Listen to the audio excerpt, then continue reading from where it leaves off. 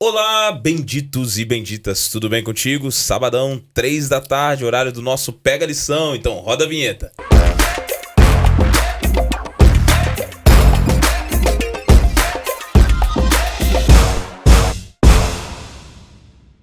Que bom que você tá aqui com a gente nessa semana tão especial de janeiro. O ano de 2025 tá só começando e eu já venho aqui com uma super dica pra você. Se você ainda não baixou o aplicativo 7Me, aqui embaixo na descrição está aparecendo pra você que usa iOS ou pra você que usa Android, o aplicativo 7Me, um aplicativo que tem por objetivo te ajudar na sua comunhão. No 7Me você vai encontrar ferramentas para estudar sua lição, de muito conteúdo espiritual, de vídeos, e ainda vai encontrar ferramentas para você poder dizimar e ofertar online. Então não perde mais tempo, bendito. Vai lá, baixa esse aplicativo que vai te ajudar na tua caminhada espiritual. Você sabe, esse ano a gente está estudando a lição Metanoia, que eu já falei nas outras semanas, é uma lição muito especial, está sendo uma lição extraordinária, e lá no 7Me você consegue a lição de graça, tá legal? Então não perde mais tempo, baixa esse aplicativo, vai lá e seja abençoado por todas as ferramentas que nós temos à sua disposição.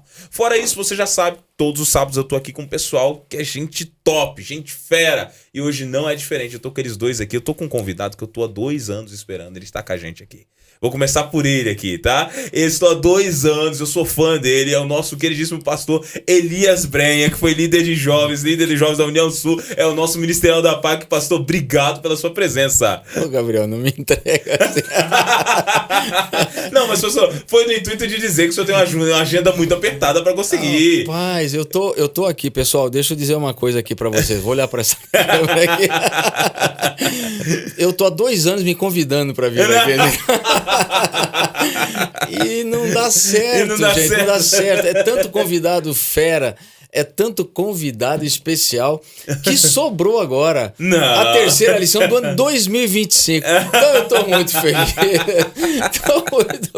Pastor, olha, em minha defesa, eu levei 2 anos pra conseguir o Odailson, o Cândido e o senhor. O pessoal viu eles agora na temporada que passou, agora eu tô vendo o senhor aqui. Olha aí, não foi fácil não, a gente conseguiu. Gabriel, falando sério, muito bom. Obrigado pelo convite. Eu que agradeço, pastor. Tô muito feliz de estar aqui. Não é mera coincidência. O pessoal te viu agora no Lições da Bíblia, que terminou agora em dezembro, e agora tá aqui no Pega a Lição com a gente. Olha que bênção. Bênção. Muito prazer, cara. Que alegria, pastor, estar aqui com o senhor. Família vai bem? Todo mundo bem? Maravilha, graças a Deus. Só que bênção, cara. Maravilha, então, pastorzão. Pastor Brenha já foi líder de jovens na União Sul. Foi também pastor, é nosso pastor departamental aqui de ministerial para todos os pastores. Foi líder do NASP, líder de Moema, líder de tantas igrejas. Pastor, o senhor é emblemático para os jovens. O senhor sabe disso, né? Rapaz, virei lenda, né? Que isso, não, rapaz, jamais. O povo fala assim, o cara virou lenda, né? Então, não, mas foi o seguinte, né? Foi uma trajetória, né? Quase 20 anos aí no Ministério Jovem. Benção. Desbravadores, aventureiros, música, comunicação. Que legal. E Deus me deu, né, esse privilégio, né, de poder passar por algumas boas terras desse Brasil. Que né? Bênção, pastor. Do Espírito Santo Espírito ao Santo Sul. também, eu esqueci, mas Espírito Santo também, né, pastor? Comecei lá, foi lá que eu comecei no meu primeiro distrito. Legal. E de lá foi quando eu comecei no Ministério Jovem, né? Olha então só. eu fiquei 4 anos lá no Espírito Santo, Vitória, né? Vitória, sim. Vitória, como JA, depois fui para Curitiba. Sim. E lá fiquei um bom tempo, né? Até 9 anos na Associação Sul-Paranense, depois 5 anos na União Sul. Que legal. E aí vim para São Paulo, né? Voltando para as origens, né? Sim. Igreja da Alvorada, 6 anos, 7 anos na Igreja de Moema, 3 anos 3 no anos NASP, aqui no NASP, né? E Sim. agora... Estamos aí, ministerial aqui da Feliz Associação da Paulista vida aqui, Central. trabalhando nessa maravilhosa associação. Que bênção, pastorzão, que bênção. Alegria da gente recebê-lo aqui, pastor, que Deus seja louvado por sua vida. E ao seu lado a gente tem ela, a gente estava comentando aqui antes, né, pastor? A nossa super Luísa Lidk. É isso? Acertei o nome? Isso mesmo, Luísa Lidk. Olha só que legal. Mas aí o pessoal de casa vai ficar curioso desse Lidk. Explica aí esse sobrenome, tem parentesco com o Daniel, não tem? Como é que é isso aí? Essa é uma dúvida que sempre chega, tá? Ó, a verdade é que é bem distante, assim. O sobrenome era o mesmo, né? É, assim, de fato, nas origens ali do meu avô é o mesmo sobrenome. Mas foi passando, a família se separou, se dividiu e ficou ele lá, a família dele mais pra cima e a minha foi pro sul. Ele, de fato, é assim, primo do meu pai mesmo. Ah, entendi. Mas são oriundos ali do seu avô, lá em cima, todo mundo. Isso. Ah, que legal, Luísa. E Luísa, você tá aqui com a gente hoje, você trabalha aqui na PAC também, não é isso? Trabalho aqui também, eu sou secretária do Tesoureiro Assistente e do Departamental de Missão Global, Pastor Éden. Que legal, que legal. Que bacana, Luísa, ter você aqui com a gente para estudar Muito a lição. obrigada pelo convite. Eu que agradeço aqui sua participação também. Hoje você vai estar aqui com a gente participando dessa lição que está sendo extraordinária, né, É a nossa teóloga. É a nossa teóloga, pastor. É isso, é exatamente isso, pastor. Ela que vai esclarecer as nossas dúvidas aqui hoje, Vamos né? nessa. Mas você de casa veio aqui para estudar a lição. E antes da gente começar a estudar a lição, vou pedir ao meu queridíssimo pastor Elias Brenck que nos abençoe com uma oração. Por favor, pastor. Com certeza. Querido Deus e Pai, muito obrigado por esse momento de estudo, de reflexão na Tua Palavra. Pedimos-te a iluminação do Teu Espírito Santo e que a nossa mente, que é o estudo principal dessa semana, possa ser usada unicamente pelo Teu Espírito. Amém. Então, nos abençoe. É o que te pedimos em nome de Jesus. Amém. Amém, amém. Meninos, o pessoal de casa já sabe que aqui é o nosso time, ó. Deu meia horinha aqui, quando acabar a terrinha, acabou o nosso tempo aqui de lição. Mas não se enganem, passa rápido, hein? Muito bem, lição 3, a mente de Cristo. A gente começa olhando essa tirinha aqui, né? O camaradinha tá se olhando no espelho e parece que no espelho ele vê Jesus aí. E do lado tem aí perdendo os traços da natureza caída. Qual a impressão que vocês têm com essa tirinha aí? O que vocês imaginam? Qual é o sentimento que surge quando vocês olham esse quadro aí? E aí? Quem começa? Ah, pastor, como o senhor tá aqui, pode ser a Luísa, então. O que você acha? Ela achou que ia jogar pro senhor também. Achei. Boa. Vai lá, Luísa. Eu acho que, pelo que a gente estudou da lição, né, a tirinha, ela dá muito a entender que quando como a gente já nasce com essa inclinação ao pecado, essa natureza caída, ele procura mesmo ser o reflexo de Jesus. Ter a mente dele, as escolhas, procurar o famoso o que Jesus faria. E ali ele, de tanto buscar, se inclinar para a humildade, para o serviço, ele acaba ficando algo intrínseco nele e perdendo esses traços. O perdão, a humildade, o serviço já se torna algo automático na vida, por isso que perdendo os traços da natureza caída. E junta com Filipenses 2, que fala muito sobre a humildade de Cristo e o serviço dele. Sim, muito bem colocado, Luiz. Interessante, é bem interessante. Enquanto ela estava falando, eu me lembrei de uma historinha aqui, porque eu nem tinha me reparado aqui essa imagem aqui, bem interessante. Até contei essa história em algum sermão, mas há décadas, né? Quando eu era JA como você. É de um príncipe que era corcunda. Não sei se você já ouviu essa história. Não, é uma fábula, né? Uma lenda, né? Mas ele não gostava do jeito que ele era. Ele não gostava.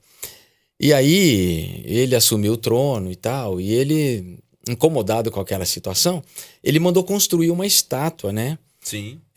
Mas não como ele era, do jeito que ele realmente queria ser. Então não um príncipe corcunda, mas um príncipe ereto, bonito, majestoso e tudo mais. E ele colocou no jardim secreto do palácio. Então diz a lenda que todos os dias ele saía do seu trono e ia ao jardim secreto e ficava por horas se contemplando. Uau. E é um negócio interessante, assim, é claro que é uma história fictícia, né?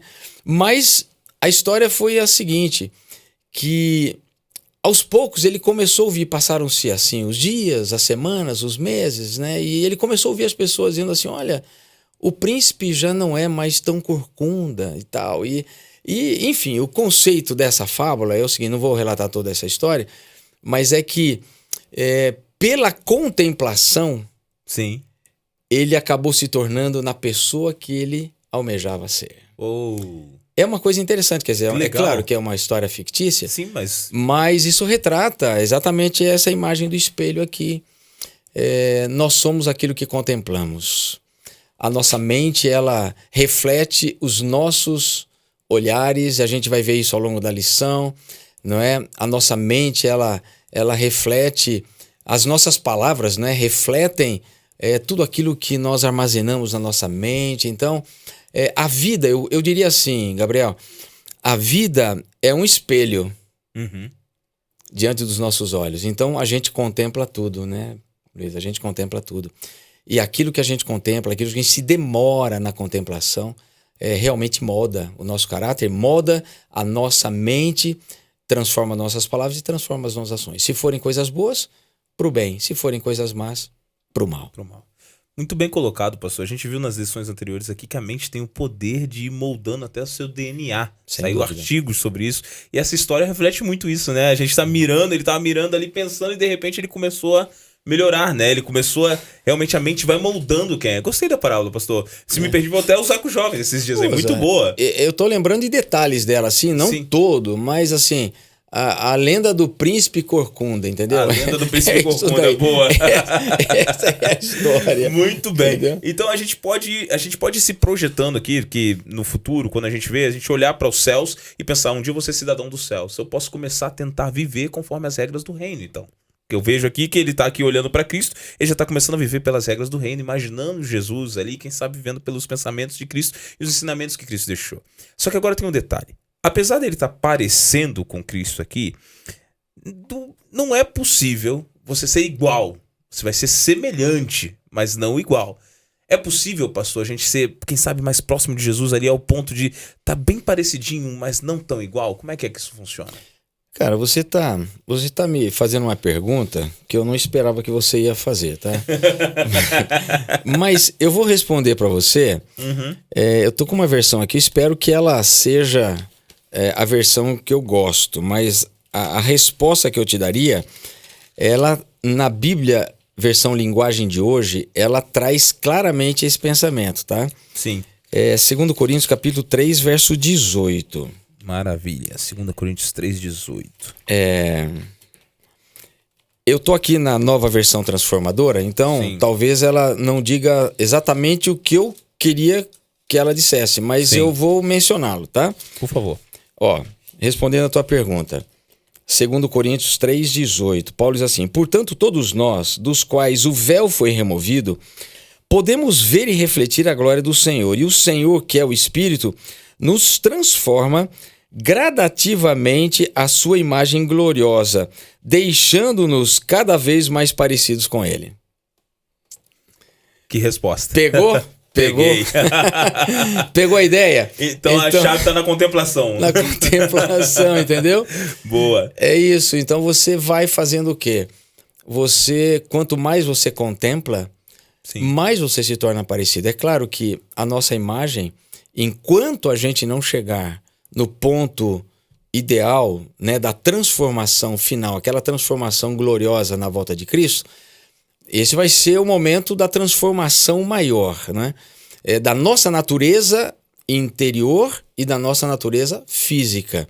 Então, naquele momento, quando Paulo diz lá em 1 Coríntios que nós seremos transformados num abrir e fechar de olhos, o que é essa transformação? Essa vai ser a transformação radical, ou seja, a transformação física e espiritual. Então, não vai haver mais aí nenhuma célula pecaminosa, nenhuma célula contaminada pelo pecado, nada mais. Os nossos neurônios estarão totalmente revitalizados, transformados, né? Ou seja, mas até lá, a gente vai carregar essa natureza. Então, um dia a gente vai estar melhor, outro dia a gente vai estar um pouquinho pior, mas é o processo da santificação. A gente vai crescendo e vai sendo transformado. Esse é o processo. É de pouco a pouco, de pouco a pouco. E é interessante o que você estava contando aí, eu estava lembrando aqui da história que a lição começou. A lição começa contando a história sobre um camarada que ele está na plataforma, e aí algumas situações aconteceram, ele teve alguns pensamentos, a esposa olha para ele, e aí ele percebe que a esposa, olhando para ele, já sabia o que ele estava pensando. E podem duas mentes pensarem igual? Qualquer pessoa que estiver em casa sabe que não. Mas quem é casado sabe. Eu tô casado há 9 anos. 9 anos esse ano. Pastor Breno tá há mais tempo que eu. Vou fazer só 40 40 anos. 40 anos de casado. E a Luísa? A Luísa, tá casada, Luísa? Não, namoro. Tá namorando. 2 anos. Daqui a pouco vai pro casamento, né? Vai indo, daqui a pouco ela vai alcançar esse estágio. Mas o fato é que eu com 9 anos, pastor, já percebi uma coisa. Tem situações que a minha mulher só me olha e ela já sabe exatamente o que tá passando na minha mente. E aquele olhar fulmina, né? E aquele olhar fulmina.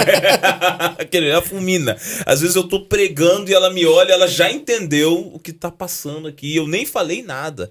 E assim, é possível duas mentes pensarem igual? Não é possível. A gente não acredita no fato de uma mente ler a outra. Mas agora, a convivência traz a semelhança, né? E conforme você vai convivendo, você vai dependendo, você vai se aproximando. É por isso que casados se parecem tanto, né, pastor? E ele conviver com Cristo vai modificando você? Como é que funciona isso, Luísa? Com certeza. Eu acho que assim, ó, eu não vou dar o exemplo de casado porque, né? Mas atualmente eu moro sozinha. Mas você quer casar, né, Luísa? Com certeza. Então tá bom. Mas quando eu morava com os meus pais, sempre assim, tiveram regras na minha casa, né? Normais. E eu tinha coisas que me deixavam assim, chateada, sabe? Uma delas era uma frase que a minha mãe falava: obedece primeiro e entende depois. Uau, não tem que entender agora. Sabe as palavras. E eu ficava assim, nervosa, sabe? E regras assim de convivência, algumas coisas que você... Por que meu pai é assim? Por que minha mãe é assim? Eu não quero fazer isso. Depois que eu vim morar sozinha, e vim muito jovem, vim bem cedo, com 18 anos, as mesmas regras eu aplico na minha casa. E eu fico assim, agora eu entendi. É a convivência com ela, agora eu entendo que aquilo estava certo. Você já ligou pra ela e disse: mamãe? Não. Hoje eu entendo, hoje eu entendo. Não, mas algumas vezes eu já falei pro meu pai: pai, sabe aquilo que o senhor não gostava que eu fizesse em casa? Deixar um chinelo na entrada, assim.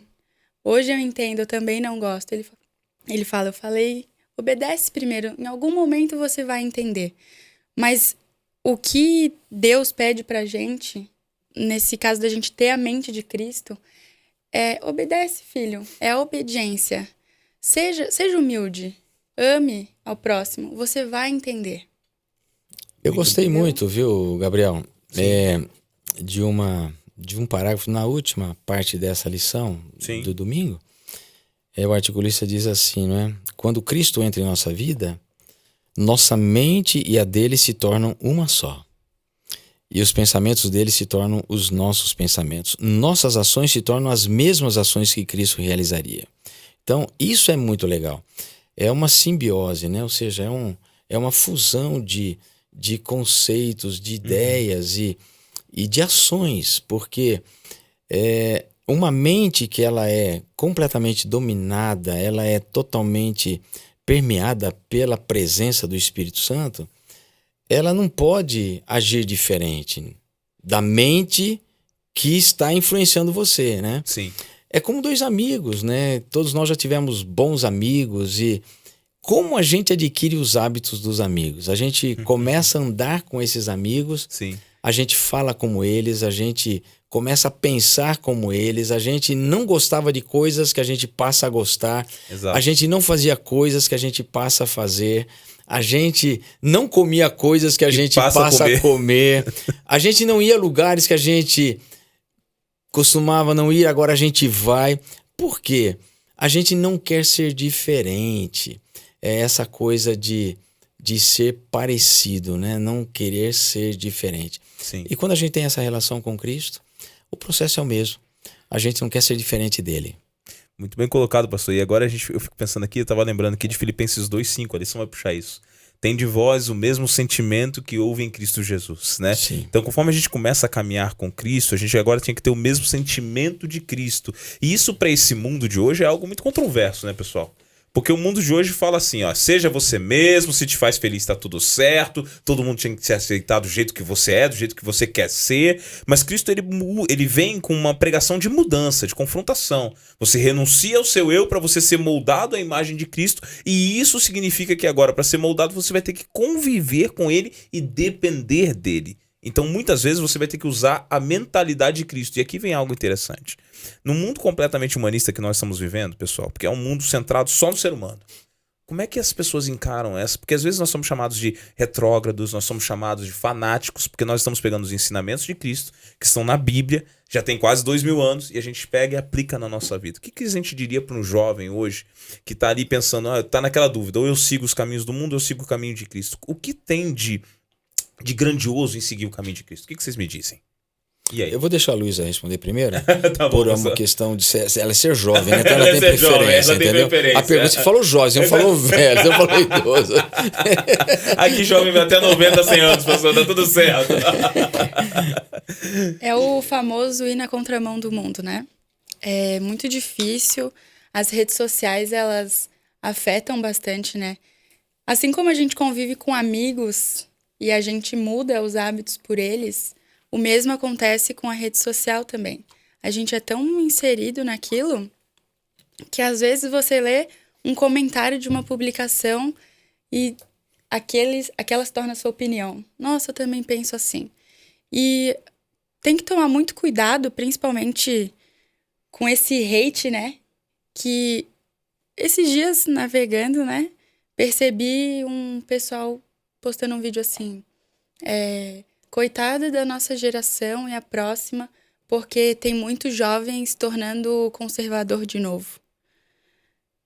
E realmente está assim numa onda de muita gente entrando para igrejas, renunciando muitos prazeres do mundo. E não é uma modinha, né? Digamos assim. Mas a gente vê como algo muito bom. Mudando de atitude, de opinião, indo para o lado certo, que a gente acredita que seja o certo. Sim. E que muda tudo, né? Mental, físico e espiritualmente falando. E muita gente critica muito, é um ódio imenso, falando como que essa geração tá se tornando conservadora de novo, o que é isso? Que coisa feia. E não é assim, a gente que cresceu, eu pelo menos cresci dentro da igreja. Então eu furei em algum momento a minha bolha e conheci o mundo. Aquilo pra mim era o diferente. E pra esse pessoal é um escândalo tu falar assim, não, eu vou na igreja todo sábado. Eu guardo sábado, eu faço pôr do sol. Não, eu não uso joias. Não, por quê? Todo mundo usa. E é muito difícil, principalmente quando você tem algum amigo que usa e que não te entende e tal. É o momento de você decidir, né? Qual direção você tá indo? Eu acho interessante esse conceito que a Luísa está colocando, mas eu quero colocar um contraponto aqui. Eu acho que ele é bem interessante. Embora a gente tenha, sim, uma grande massa que muitas vezes nos dá uma chatada no sentido de repudiar o que você faz, o que você pensa e tal, e às vezes para o jovem cristão isso não é uma coisa muito boa, porque ele acaba sendo excluído, ele acaba sendo rechaçado, acaba sendo, enfim. Mas por outro lado, eu vejo que há uma grande massa, talvez até maior, de pessoas que estão buscando o diferente. Sim. Sabe por quê? Porque essa corrida desenfreada que o mundo hoje vai nas drogas, nos vícios, na pornografia, na prostituição, enfim, nas buscas aí desenfreadas pelo prazer, pela carne e tudo mais, isso não está trazendo para o jovem nenhuma satisfação e em momento algum está trazendo algum bem-estar emocional para ele. O jovem pratica isso e depois ele passa dias e semanas amargando um vazio existencial profundo na vida dele. Então, o que eu tenho sentido, Luísa e Gabriel, e você que está nos assistindo aí, é que hoje você ser diferente já não é mais tão desinteressante assim. Por exemplo, as pessoas hoje estão na pegada e na vibe de uma alimentação saudável. Sim. Coisas que nós, como igreja, deveríamos ser a cabeça, nós estamos virando a cauda. Porque nós não falamos sobre esse conceito tão forte de alimentação e tudo mais, como o mundo está falando hoje. Então, quando você diz assim, olha, eu sou vegano, as pessoas respeitam, olha, eu sou vegetariano, eu não como carne, eu não bebo, eu não fumo, que legal, tenho vida saudável. E nós que temos a maior luz, nós temos vergonha de falar, a gente não encara esse processo. Então, tá na hora da gente, como jovem cristão e como conhecedor dos nossos valores, entender que A contramão não é a contramão como a gente imagina, é a mão da alegria, é a mão da felicidade, é a mão da realização, é a mão não do vazio existencial, mas do equilíbrio emocional e da vida espiritual. Então, eu penso, Gabriel, que a gente tem que encarar isso de frente. Chegou a hora da gente botar essa moçada aí para encarar isso de frente, sem medo da realidade. Vamos para cima e dizer, olha, eu não fumo, não bebo, eu não uso drogas, eu não sou adepto ao sexo antes do casamento, eu não sou isso, eu não sou aquilo. Por quê? Porque a palavra de Deus diz isso e ela é a autoridade máxima sobre a minha vida. Pessoas assim, elas são valorizadas diante do mundo, ao contrário de serem, como alguns pensam, desvalorizadas ou colocadas em segundo plano.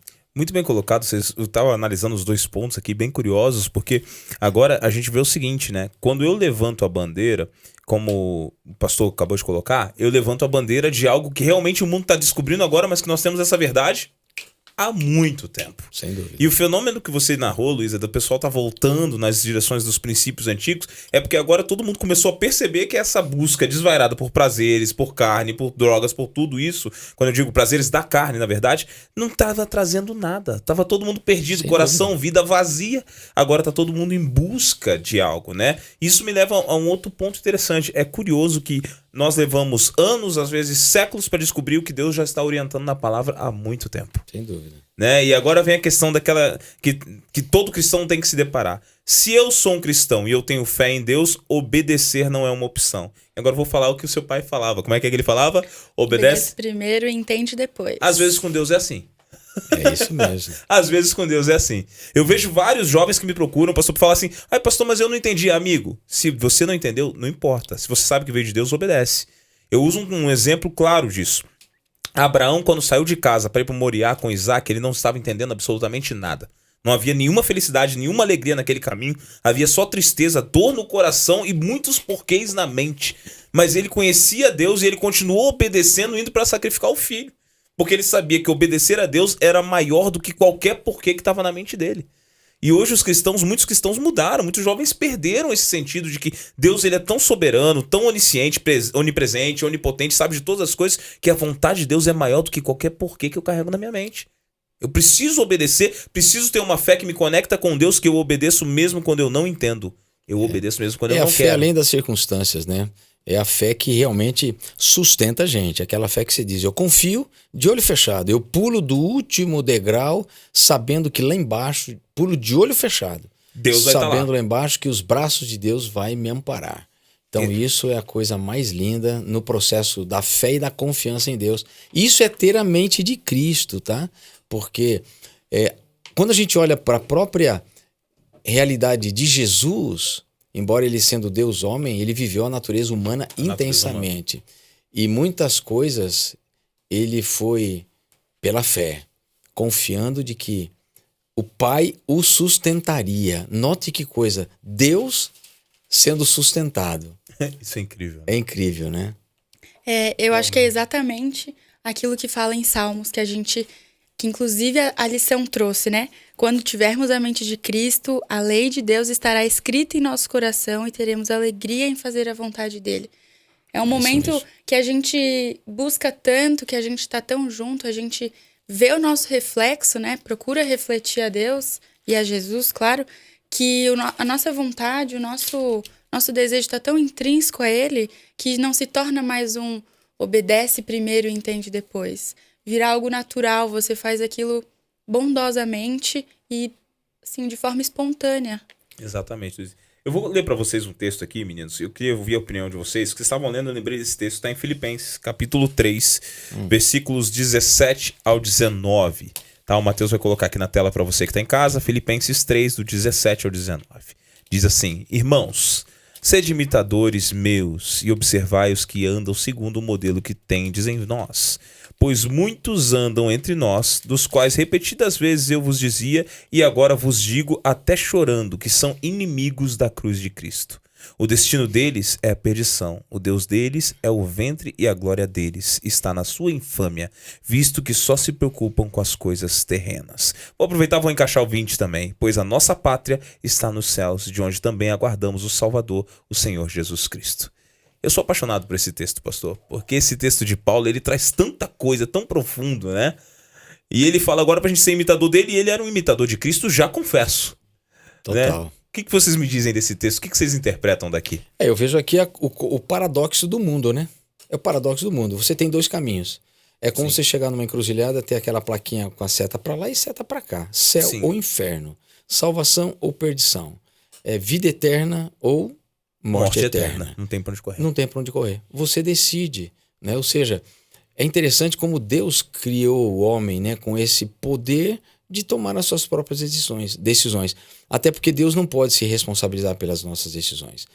Agora, quando a gente olha aqui, nossa cidadania está no céu, a gente sabe, aquele que tem a mente de Cristo, ele quer estar num lugar aonde o pensamento, os valores de Cristo são exercidos, né? São executados. Então, eu penso que esse texto aqui ele é extraordinário, porque ele mostra, né, Bia? Mostra assim, ó, Luísa, desculpa.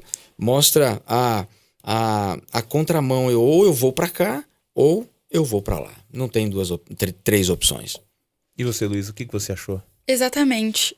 E ele ainda pede, né? Sejam meus imitadores. E ele fala, digo até chorando, que são inimigos, escolheram o caminho errado. Então, tinha alguém por eles. Assim como eu digo, como jovem, né? Que hoje em dia tem gente por nós que nos dá a direção. Olha, você tem essas duas opções, mas essa aqui é a melhor. Eu vou te dar esse conselho, não quebra a cara lá na frente. Ou até pessoas que falam assim, aprende com os meus erros, eu errei e voltei. E seja meu imitador. Então, eu acho que é muito importante a gente ter essa visão, como a mentalidade de Cristo, de conseguir discernir, sabe? Aonde que a gente deve ir e seguir os passos de alguém que a gente admira naquilo que é certo. Eu acho, vocês falaram, eu estava pensando nesse texto, tem uma expressão que eu gosto. Inimigos da cruz. Porque essa expressão, ela denota que não existe um terceiro lugar. De que maneira? Ou eu estou do lado de Cristo, ou automaticamente eu estou contrário a Cristo. Não tem aquele que está no meio termo.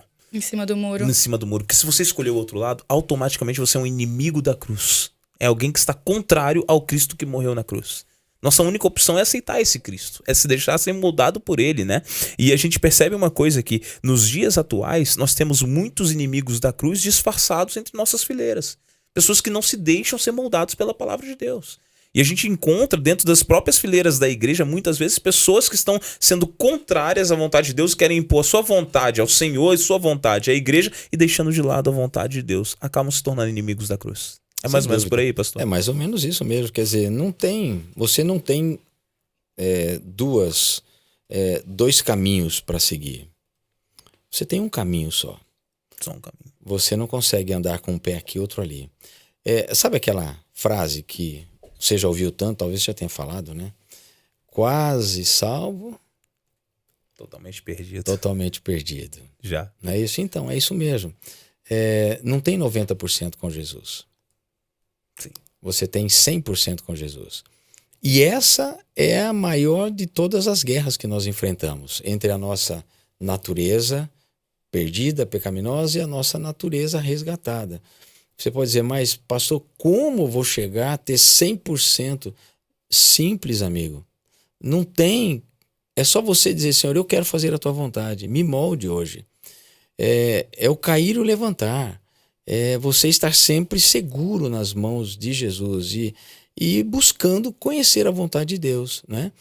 Romanos 12, 1 e 2. Rogo-vos, pois, irmãos. Esse texto é fabuloso. Né? Fantástico, né? Pelas misericórdias do Senhor, que apresenteis os vossos corpos como sacrifício vivo, santo e agradável a Deus, que é o quê? O vosso culto racional. E ele começa dizendo o quê? Não vos conformeis, e aqui vem o ponto mais importante, não vos conformeis com este mundo, mas transformai-vos. E aqui vem um ponto-chave, né? Paulo, quando fala transformai-vos, ele usa aquela palavrinha grega metamorfo, né? Ou seja, é a metamorfose. Então você tem que passar por essa metamorfose da tua mente todos os dias. Você só vai experimentar a vontade de Deus quando você passar pela metamorfose espiritual, né? Não vos conformeis com este mundo. Então o mundo caminha para o caos, o mundo caminha para a destruição, o mundo caminha para, como diz aqui a minha Bíblia, diz assim, estão rumando para a destruição, né? Mas eu não preciso pegar esse caminho, eu não preciso pegar essa via. Se eu me colocar nas mãos de Deus todos os dias e dizer assim, Senhor, eu quero passar pela metamorfose da minha mente, porque todas as coisas começam e terminam pela mente. É pela mente que tudo acontece. Se você tem uma mente santificada, você vai ter uma vida santificada. Se a tua mente não for santificada, a tua vida não será uma vida de santificação. Então, mente santificada, rumo à eternidade. Mente não santificada, rumo à perdição. Muito bem colocado, pastor. Isso me lembrou de outra situação, né? Para eu ter uma mente santificada, agora como o senhor colocou e colocou bem, eu também vou precisar vigiar as janelas da alma, né? Sem dúvida. Meus olhos, meus ouvidos, o que eu tô alimentando a minha mente, né? Porque hoje Satanás ele tem se aproveitado e ele tem distorcido muitas coisas e às vezes a gente está se alimentando de coisas ruins, principalmente aqui num aparelho como esse aqui, na qual a gente recebe de tudo e deixa tudo entrar na mente. E essas influências são influências ruins, não é assim, Luiz? Com certeza. Tudo hoje em dia tem o conteúdo que o algoritmo, né, vai te entregar bom, aquilo que vai te trazer certo crescimento, da mesma forma que tem muitas coisas que de uma forma engraçada, de uma forma cômica, né, no entretenimento, vai mudando aos pouquinhos. Hoje em dia não é mais tão assim, escancarado, sabe? Com certeza tá ali na cara. Mas é de um jeito nada a ver, é de boa. Meus pais em casa nunca gostaram da frase nada a ver. Ah, isso aí não tem nada a ver. Não, sempre tinha tudo a ver. Sempre tem alguma coisa. Sempre. Então, assim, hoje com tanto acesso, né, com essa enxurrada de informações que a gente recebe todos os dias, é realmente o que a gente vai alimentar o nosso algoritmo no celular, né? Que é o principal, nossa principal fonte de informações. Sim. Quanto tempo que a gente vai passar assistindo um podcast sobre a lição, ou quanto tempo a gente vai passar assistindo uma série, ou no Instagram, no Twitter, né? Eu acho que isso define bastante. Mas, meninos, coisa. vocês estão falando aqui, eu tô pensando numa coisa aqui, pastor. Algumas pessoas de casa podem pensar assim, é realmente possível tentar ser mais semelhante a Jesus? Se eu quero ser, o que eu deveria fazer hoje para ser mais semelhante a Jesus? Para mim é muito simples. Relacionamento, comunhão. Esse é o segredo. Não tem outro caminho. Quando você abre a Bíblia, Deus fala com você. Quando você ora, você fala com Deus. Então, quando você abre a Bíblia, um jovem que tem comunhão diária com Deus, ele se fortalece muito. Ele se revigora espiritualmente. Ele vence mais fácil, né, as tentações, as provações que ele passa. E ele fecha as entradas da alma dele. E ele deixa o Espírito Santo permear a sua vida. E, consequentemente, vai mudar as suas palavras, vai mudar as suas ações. Ele tem que ter comunhão. Se ele não tiver comunhão, um culto sabático na igreja não resolve a vida espiritual de ninguém. Um sermão que você escuta não resolve a tua vida. Você precisa ter tempo para conversar com Deus, para abrir o seu coração para Deus e para deixar Deus impressionar a sua mente. Porque quando você se abre para Deus, o Espírito Santo ele te impressiona. Esse não é o papel do Espírito Santo? Te convencer do pecado, de tudo que você está fazendo. Então, se você não tem comunhão com Deus, você nunca será impressionado. Você nunca vai entender os limites entre o certo e o errado, o que pode e o que não pode. Isso é muito mais do que regras, muito mais do que qualquer estatuto eclesiástico. Isso tem a ver com comunhão. Eu não preciso ser normatizado por regras de igreja. Eu tenho que ser normatizado e formatado pela ação do Espírito Santo. E aí as regras serão só Nossa, isso é muito bacana. Consequência, isso é muito entendeu? profundo. Porque tem gente que vai ser bom pra cumprir regras, mas não vai ser cristão. Exatamente. Né? E isso é muito bacana, porque agora quando você convive com Cristo, você não tá preocupado com as regras. Porque o que Cristo te pediu é os frutos que fluem através de você, do relacionamento. Exatamente. Muito bacana, pastor. Mas meninos, infelizmente, nosso time chegou ao final aqui, a gente já tá fechando aqui. quê? 30 Passou 30 minutos, passou rápido, passou. Olha aqui, ó. Vamos começar de 30 novo. minutinhos aqui. Parte 2. Parte 2, né? Vocês vão voltar com certeza em outra oportunidade pra ter mais uma lição com a Daqui gente. Foi 2 anos? fantástico. Não. Já fica o compromisso gravado aqui, ó. Próxima temporada. Tá bom? Mas, meninos, antes da gente terminar, se vocês fossem deixar um recado final para os nossos jovens de casa que estudaram essa lição essa semana, o que vocês diriam para eles como último recado? E como eu comecei, Luísa, contigo, agora eu sou obrigado começar com o pastor. Pastor, Qual o que o senhor diria? Qual a pergunta? Último recado para a galera de casa que estudou essa lição. O que o senhor diria para eles? Eu diria o seguinte: vale a pena você dedicar a sua vida para Jesus, vale a pena você permitir que o Espírito Santo molde a sua vida, vale a pena você ser fiel, vale a pena você se abdicar do que este mundo te oferece para que você realmente viva já neste mundo as delícias da eternidade. Amém. E benção, pastor. Muito obrigado. Profundo aí. Obrigado pelo recado. Luísa, sua vez, seu recado para a galera de casa. Eu acho que o meu recado é que tudo que você tenta fazer sozinho é muito mais difícil. Encontre um amigo para estudar lição. Eu encontrei uma boa amiga, a Brenda. Era muito difícil estudar lição sozinha. Chegava do trabalho cansada e todo dia eu chego e ela tá lá. Não, a gente vai estudar. Vamos estudar. Ou quando ela tá cansada, não, a gente vai estudar. É uma levantando a outra. E com certeza a nossa caminhada para o céu tem sido muito mais fácil. Abdicar dos prazeres do mundo tem sido muito mais fácil com uma amiga de verdade junto.